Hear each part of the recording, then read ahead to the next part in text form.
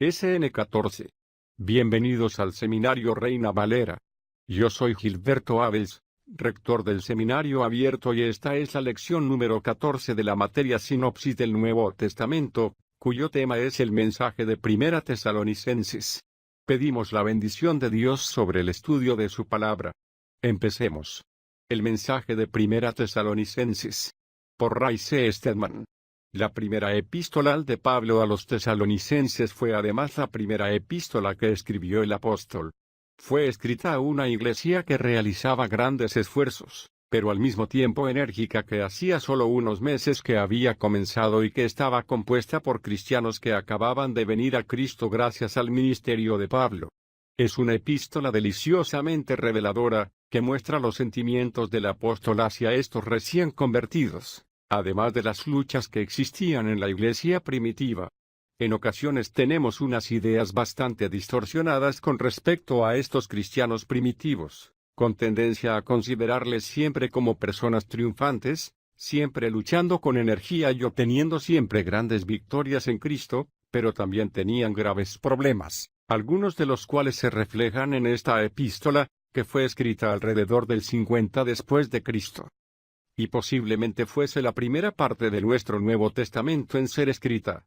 La mayoría de los eruditos creen que los evangelios fueron escritos alrededor del mismo período o poco después, aunque algunos afirman que el Evangelio de Mateo y posiblemente el de Marcos aparecieron alrededor del 43 o el 45 después de Cristo.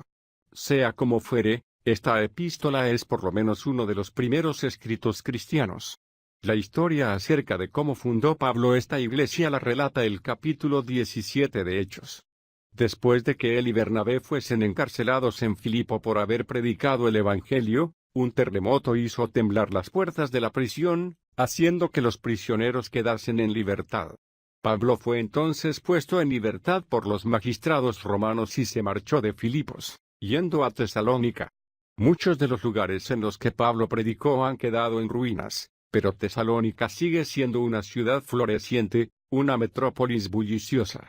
En aquella época fue la capital de Macedonia, pero en la actualidad se encuentra en Grecia y sigue llamándose por el mismo nombre.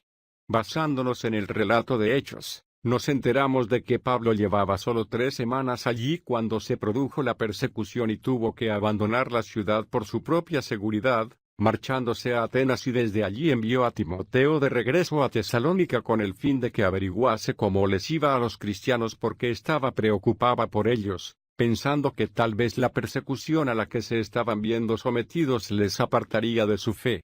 Se fue a Corinto, donde fundó la iglesia después de varios meses de difíciles trabajos. Después de algún tiempo, Timoteo regresó junto a Pablo procedente de Corinto, trayéndole noticias acerca de cómo les iba a los tesalonicenses y contándole algunos de los problemas con los que se enfrentaban. Al leer por entero esta breve epístola, nos damos cuenta de que son la clase de problemas con los que también nosotros nos enfrentamos. Para empezar, dondequiera que iba el apóstol Pablo se veía acosado por un grupo de judíos que extendieron el rumor de que por el hecho de no ser uno de los 12 originales, no era un verdadero apóstol. Eso no fue solo un problema para Pablo, sino también para los tesalonicenses, y además, los paganos de Tesalónica perseguían implacablemente a los cristianos, amenazándoles, quitándoles sus propiedades, de manera que estos primeros cristianos, posiblemente a las 3 o 4 semanas de haber aceptado al Señor, fueron llamados a soportar toda clase de dificultades por causa de Cristo. En aquella ciudad, como en todas las ciudades griegas, la promiscuidad sexual era corriente y hasta estaba considerada como un derecho religioso, y el llevar una vida de castidad era ser considerado como un monstruo. Por lo tanto, como sucede actualmente, se ejercía una enorme presión sobre estos recién convertidos para que se amoldasen y siguiesen las mismas costumbres sexuales de aquellos días. El principal problema de esta iglesia era, sin embargo, que no habrían entendido ni mucho menos lo que era la segunda venida de Jesucristo. Era evidente que el apóstol les había dicho algo, pero se sentían confusos al respecto, lo cual producía otro grave problema. Algunos de ellos estaban esperando que Cristo regresase tan pronto que, de hecho, habían dejado de trabajar y estaban esperando que Él viniese. Como no se estaban ganando la vida, alguien tenía que ocuparse de ellos y eran como sanguijuelas para el resto de la congregación. Además, se estaban creando tensiones entre la congregación y los dirigentes de la iglesia, que precisaban de alguna advertencia a fin de resolverlos y, finalmente, había aquellos que se mostraban un tanto indiferentes a la obra del Espíritu Santo entre ellos y a la verdad de Dios, tal y como la proclamaban las Escrituras. ¿Les suenan familiares estos problemas? Podemos pensar que también nosotros nos encontramos en circunstancias bastante parecidas a las de la iglesia de Tesalónica. La epístola se divide, de manera sencilla, en dos divisiones principales. En los primeros 3 capítulos el apóstol está sencillamente hablándoles con el corazón en la mano en lo que se refiere a su relación con ellos, y a esto sigue una sección muy práctica, dando consejos acerca de cómo comportarse en medio de las presiones que nos rodean. En esta primera sección, Pablo abre su corazón a estos cristianos primitivos, temiendo que hubieran podido pensar equivocadamente que el hecho de marcharse de Tesalónica venía a ser como si les abandonase a la persecución, por lo que les recuerda que él mismo acaba de pasar por un período de terrible persecución en Filipos y que sentía una profunda preocupación por ellos en su corazón. La clave de todo ello es el principio mismo: damos siempre gracias a Dios por todos vosotros, haciendo mención de vosotros en nuestras oraciones. Nos acordamos sin cesar delante del Dios y Padre nuestro, de la obra de vuestra fe, del trabajo de vuestro amor y de la perseverancia de vuestra esperanza. Estas 3 cosas caracterizaban a estos creyentes tesalonicenses: la obra de su fe, la de su amor y su perseverancia en la esperanza, que están detalladas con más claridad un poco más adelante, en la última parte del versículo 9, donde leemos: como os convertisteis de los ídolos a Dios, que era la obra de la fe, se volvieron a Dios de estos ídolos paganos a los que habían estado adorando para servir al Dios vivo y verdadero, que era su obra de amor, convirtiéndose en instrumentos a disposición del amor de Dios. Sí, en tercer lugar, para esperar de los cielos a su Hijo, a quien resucitó de entre los muertos, a Jesús, quien nos libra de la ira venidera. Primera Tesalonicenses 1, 9-10. Y está además la expresión de la paciencia, perseverando en esperanza hasta la venida de su Hijo del cielo. Resulta interesante que estas cosas formen un breve bosquejo, insertado en el texto mismo, para guiarnos a fin de que entendamos estos 3 primeros capítulos. La obra de la fe, la del amor y la perseverancia en la esperanza, en los capítulos 1, 2 y 3. Se podría decir acerca de estos cristianos primitivos que se separaron, desconectaron y agudizaron sus sentidos.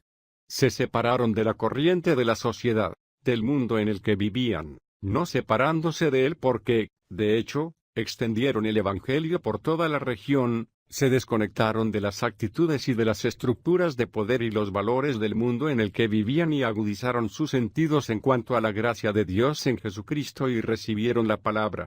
El apóstol nos está recordando aquí que lo que él decía no eran palabras de hombres, sino que fue no solo en palabra como dice, también en poder y en el Espíritu Santo. Primera Tesalonicense 1, 5. Y estuvieron pendientes, esperando con verdadero anhelo la venida del Hijo de Dios. Tenían un motivo para vivir, una razón, y sentían esperanza en medio del mundo sin esperanza que les rodeaba. Un equipo arqueológico, que estaba trabajando en la misma ciudad de Tesalónica, se encontró con un antiguo cementerio del primer siglo y entre las lápidas paganas, hallaron una que estaba inscrita en griego y que decía: no hay esperanza. Pero aquí, en una iglesia de esa misma ciudad, había aquellos que habían descubierto la perseverancia basada en la esperanza, que esperaban la venida del Hijo de Dios, que es precisamente lo que hace que se sienta paz en el corazón en medio de los peligros y de las persecuciones. Eso es lo que hace posible contemplar un mundo que aparentemente se está desmoronando, y mantener la calma porque Dios tiene el control y Él sabe lo que está haciendo. Y Pablo anima a estos tesalonicenses por medio de estas palabras. El capítulo 2 es una maravillosa descripción de la obra de amor, no la de ellos en esta ocasión, sino la de Pablo, y aquí encontramos una maravillosa descripción de su ministerio, capítulo 2, 9-12. Porque os acordáis, hermanos, de nuestro arduo trabajo y fatiga, que trabajando de día y de noche para no ser gravosos a ninguno de vosotros, os predicamos el Evangelio de Dios. Sabéis que fuimos como el Padre para sus propios hijos. Os exhortábamos, os animábamos y os insistíamos en que anduvieseis como es digno de Dios, que os llama a su propio reino y gloria. Y eso fue lo que hicieron, porque dice, versículo 14, porque vosotros, hermanos, llegasteis a ser imitadores de las iglesias de Dios en Cristo Jesús que están en Judea. Este es el servicio, la obra de amor. El capítulo 3 es un relato acerca de cómo Pablo les envió a Timoteo y este a su vez le contó a Pablo la persecución a que se estaban viendo sometidos, a pesar de lo cual permanecían firmes en medio de todo ello, y hay una maravillosa descripción de la paciencia y perseverancia en la esperanza, lo cual les permitía soportar con gozo durante los tiempos difíciles. Los capítulos 4 y 5, la sección práctica de esta epístola, se dividen en 4 breves partes, que exponen los problemas con los que se enfrentaba esta iglesia. La primera exhortación que hace el apóstol es que vivan limpiamente en medio de una sociedad saturada por el sexo. Estas palabras son de gran importancia para nosotros que tenemos que vivir en la misma clase de sociedad en nuestros días, y empieza por recordarles que Él les había enseñado cómo vivir. Versículo 1. Por lo demás, hermanos, os rogamos y exhortamos en el Señor Jesús que conforme aprendisteis de nosotros acerca de cómo os conviene andar y agradar a Dios, tal como estáis andando, así sigáis progresando cada vez más. No les estaba enseñando, como creen muchas personas que enseña el cristianismo, que debían de llevar vidas buenas y limpias. El budismo lo enseña y la mayoría de las otras creencias enseñan que se debe llevar una vida moral, pero no es eso lo único que dice el cristianismo, sino que nos enseña cómo podemos llevar una vida buena y limpia. Y Pablo les recuerda que les había enseñado cómo agradar a Dios. Pero, ¿qué es lo que complace a Dios? ¿Qué cualidad de la vida es esencial para complacer a Dios? La fe, porque sin fe es imposible agradar a Dios. Una vida que espera que el Dios que habita en su interior se manifieste en su vida es la clase de vida que le agrada a Dios. Pero no es una vida que se consigue mediante los esfuerzos que realice usted, debatiéndose por vivir conforme a un cierto nivel que se ha impuesto usted a sí mismo o que alguna otra persona le ha impuesto. Es una vida en la que usted depende constantemente de aquel que habita en usted, para que Él haga posible que haga y sea usted lo que debe hacer y ser. Por lo tanto, esta clase de vida da como resultado, la clase de pureza que se practica. Si los cristianos se acostumbran a practicar la impureza, es una clara revelación de que no están practicando una vida de fe, pero la pureza que se practica es una señal del principio que se ha entendido. Pablo dice, porque esta es la voluntad de Dios, incluso, vuestra santificación, que os apartéis de inmoralidad sexual, que es la voluntad de Dios, que cada uno de vosotros sepa controlar su propio cuerpo y tener su propia esposa, poseyendo una vasija, literalmente, poseer su cuerpo, en santificación y honor, no con bajas pasiones, como los gentiles que no conocen a Dios, y que en este asunto nadie atropelle ni engañe a su hermano, porque el Señor es el que toma venganza en todas estas cosas, como ya os hemos dicho y advertido. Porque Dios no nos ha llamado a la impureza, sino a la santificación. Por lo tanto, el que rechaza esto no rechaza a hombre, sino a Dios quien nos da su Espíritu Santo. Esto es algo perfectamente claro, ¿no es cierto?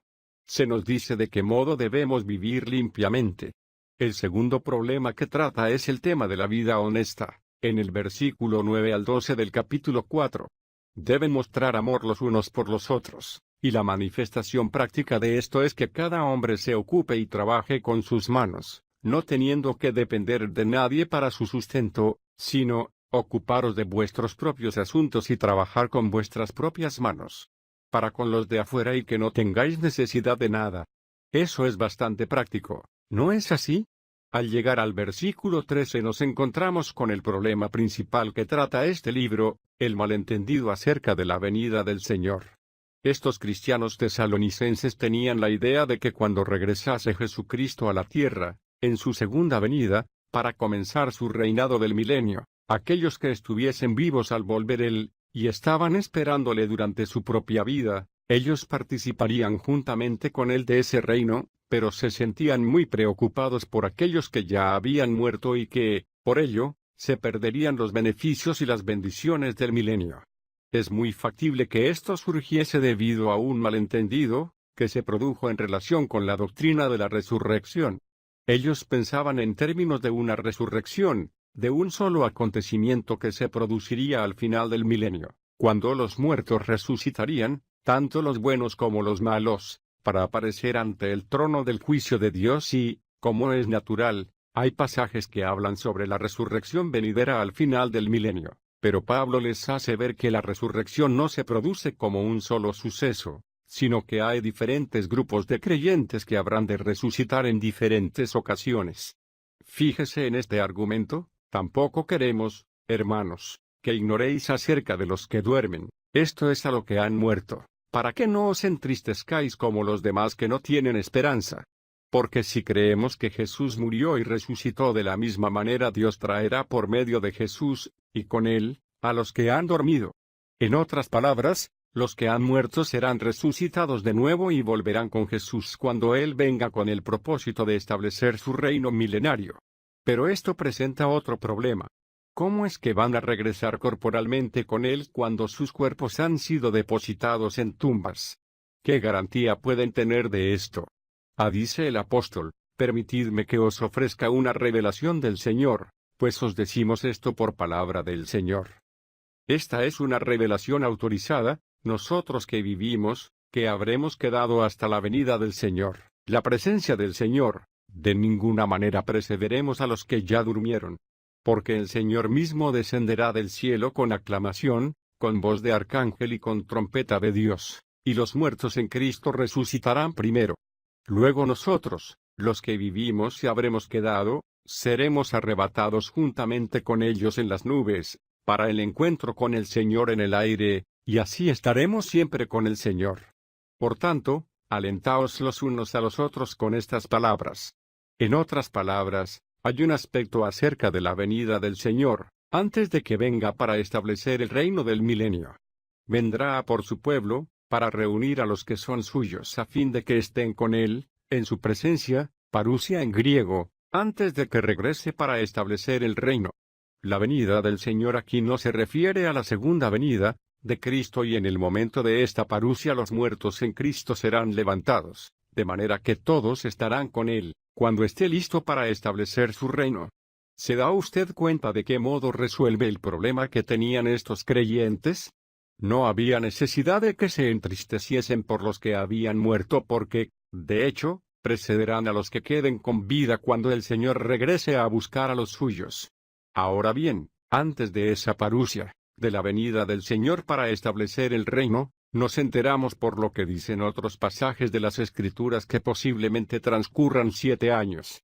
Entre tanto, tendrá lugar la gran tribulación, y a continuación Pablo habla acerca de ella continuando con el tema en el próximo capítulo y les dice, pero acerca de los tiempos y de las ocasiones, hermanos, no tenéis necesidad de que os escriba. Porque vosotros mismos sabéis perfectamente bien que el día del Señor vendrá como ladrón en la noche. Nadie fija una fecha para este acontecimiento porque será algo que sucederá de repente, rápidamente, y cuando venga el Señor en la parousia, se iniciará 2 grandes cadenas de acontecimientos. El Señor comenzará una serie de ellos, en los que los creyentes serán arrebatados con Él y, al mismo tiempo, comenzará otra serie de acontecimientos en la tierra, conocidos como la Gran Tribulación o, como dice en el Antiguo Testamento, el Día del Señor. Ahora bien, en las Escrituras hay 2 días que es preciso que sepamos distinguir, el Día del Señor y el Día de Cristo. Los 2 comienzan exactamente al mismo tiempo, pero tienen relación con 2 comunidades o grupos de personas. El Día de Cristo tiene relación con los creyentes, mientras que el Día del Señor se refiere a lo que le estará sucediendo a los no creyentes durante ese tiempo. Y yo estoy convencido de que cuando el Señor regrese a por los suyos y se levanten los muertos en Cristo, cuando nosotros los que estamos vivos seamos arrebatados con ellos para estar con el Señor, no dejaremos para nada este planeta. Permaneceremos aquí con el Señor, dirigiendo de manera visible los acontecimientos relacionados con el período de la tribulación al desencadenarse las grandes secuencias de juicio sobre aquellos que vivirán en la tierra como mortales, es decir, las escenas que se describen de manera muy gráfica en el libro de Apocalipsis. Ahora el apóstol les dice que nadie sabe cuándo sucederá esto. Cuando digan paz y seguridad, entonces vendrá la destrucción de repente sobre ellos, como vienen los dolores sobre la mujer que da a luz, y de ninguna manera escaparán. Pero vosotros, hermanos, no estáis en tinieblas, como para que aquel día os sorprenda como un ladrón. Sorprenderá a la gente del mundo como un ladrón, pero no tiene por qué sorprendernos a nosotros como un ladrón, porque nosotros lo estamos esperando con anhelo, o debiera usted de estar esperándolo. Todos vosotros sois hijos de luz e hijos del día. No somos hijos de la noche ni de las tinieblas.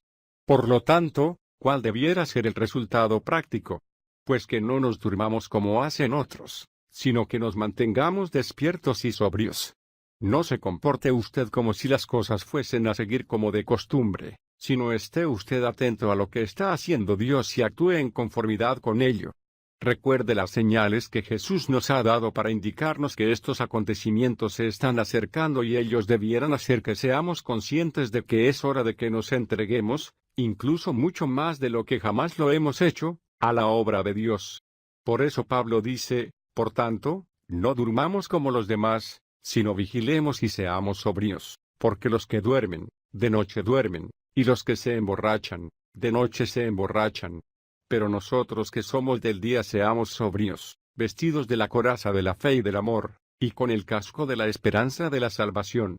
Pablo no está hablando acerca de la salvación del infierno, sino acerca de la salvación venidera, es decir, la salvación de la ira de Dios durante el tiempo del juicio, y continúa diciendo, porque no nos ha puesto Dios para ira, sino para alcanzar salvación por medio de nuestro Señor Jesucristo, quien murió por nosotros para que, ya sea que velemos o que durmamos, tanto si vivimos hasta la venida del Señor o si morimos antes, vivamos juntamente con Él.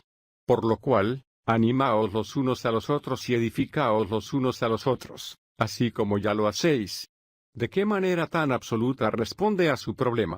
Los creyentes no tenían necesidad de sentirse desanimados o asustados, o deprimidos, sino que podían seguir adelante con sus negocios, confiando en que Dios se ocuparía de todo, y aunque los tiempos eran difíciles, podían seguir ocupados en la obra del Señor, sabiendo que estaban invirtiendo su tiempo y dedicándose a un futuro seguro.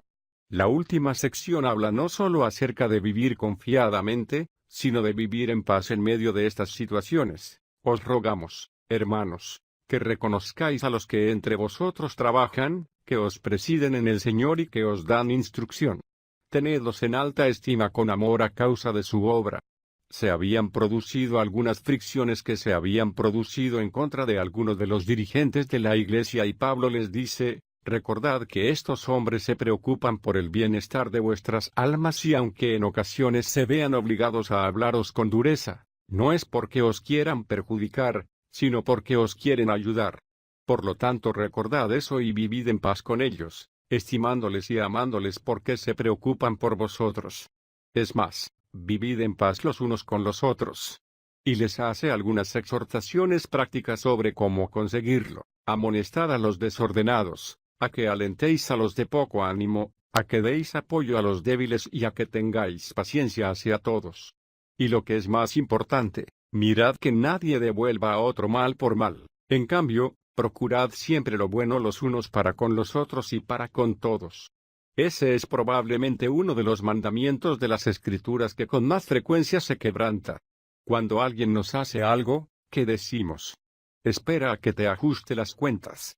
Te la devolveré, aunque sea lo último que haga en este mundo. A pesar de lo cual, esta es precisamente la actitud que denuncian las Escrituras como la manera de pensar del mundo, que nada tiene que ver con la gracia, la verdad y el amor de Jesucristo. A continuación encontramos estos preciosos versículos: estad siempre gozosos. Orad sin cesar. Dad gracias en todo, porque esta es la voluntad de Dios para vosotros en Cristo Jesús. Y después de varias advertencias, su oración final por ellos es preciosa: y el mismo Dios de paz, habitando en vosotros, os santifique por completo, que todo vuestro ser, tanto espíritu, como alma y cuerpo, sea guardado sin mancha en la venida de nuestro Señor Jesucristo. ¡Qué maravillosa es esta epístola! Y todo esto fue dirigido a los recién convertidos, a pesar de lo cual Pablo esperaba que pusieran en práctica estas verdades. A fin de crecer, debe de haber, como dijo Jesús, una hambre y sed constante por más bienaventurados los que tienen hambre y sed de justicia, porque ellos serán saciados. Mateo 5, 6. Oración Padre Celestial, reconocemos que estamos viviendo, en muchos sentidos, tiempos muy parecidos a los que vivían los creyentes a los cuales fue dirigida esta epístola.